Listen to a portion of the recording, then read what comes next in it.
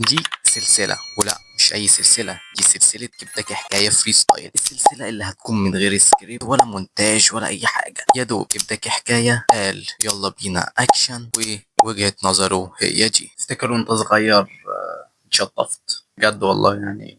فاكر إن أنت حد يجي يشطفك؟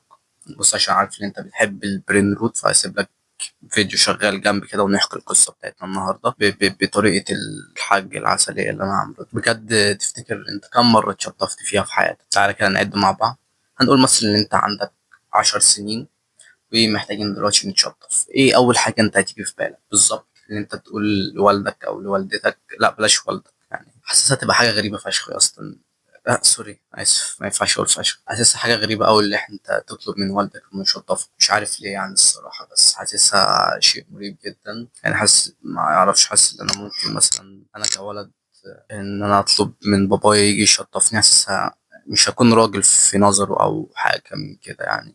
كده كده في فيديو هينزل عن دورك كراجل، فيديو بجد بقى مش فري ستايل اللي احنا بنعمله ده. حبيت اجيبك في الصحراء يعني عشان اقول لك لو انت مش عارف تتشطف في الصحراء، فأعتقد دي هتبقى 5 طرق مفيدة ليك.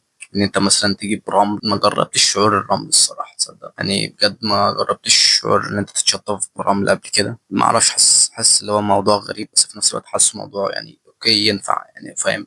هو مش موضوع سيء، بس هيأدي الغرض على ما أعتقد يعني. أنت حرفيا مفيش أي حاجة حواليك، أنت محتاج تتشطف. مفيش ماما في الصحراء، فإذا أنت محتاج ممكن النباتات، بس ما أعتقدش برضه يعني. حاسس تبقى حاجة غريبة أوي، فاهم؟ إنه تتشطف برمل. عارف إن في أوروبا مفيش موضوع الشطافة، بس في المناجيل. يعني في نقطة حابب أقولها بحس موضوع المناجيل ده. قبل كده رحت بيت واحد صاحبي، لقيت عنده شطافة، فقلت له ده بتعمل بيها ايه؟ هقطعها، مش هسيب، اكيد مش هسيب الحتة اللي فاتت دي. في ايه تاني ما اتكلمناش فيه؟ كنا بنتكلم عن ان هو موضوع اللي انت تتشطف ده حاجة حلوة قوي، اللي انت تتشطف من كل حاجة.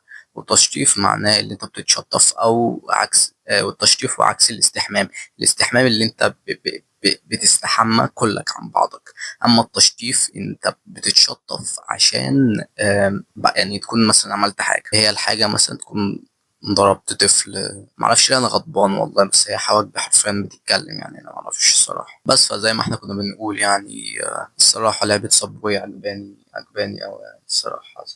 الصراحة عجباني لعبة صابوي، عجباني أوي كده. أنا أصلا قاعد بتفرج ومش بتكلم يعني. أنا المفروض أتكلم يعني، فاهم؟ أنا المفروض أتكلم، بس أنا دلوقتي مش بتكلم ليه؟ معرفش، بس أنا مش عندي طاقة يعني الصراحة. مبقتش عندي طاقة إن أنا أتكلم. حاسسني تايه برضه يعني في نفس الوقت، فاهم؟ اللي هو يعني خلاص قربت أبدأ كاريري الحقيقي، وأكون إنسان عايش. فكوني إن أنا إنسان، ده شيء ذات قيمة أصلا، إن أنت تكون إنسان. فاللي أنت تكون إنسان وعاوز تعيش وتحسن معيشتك، معيشتك في كل حاجة بقى حرفيا يعني، فاهم؟ أي حاجة أنت عاوزها، فأنت محتاج إن أنت تحسن مبادئك، محتاج تحسن كل حاجة عشان تبدأ تتعايش. فاحنا بنحاول نتعايش، اللي باقي في اللي انا اتعايش مع حد بيحاول ان هو يتعايش، فهيقوم داخل على الفيديو ده عشان يكون ذات معنى وقيمة.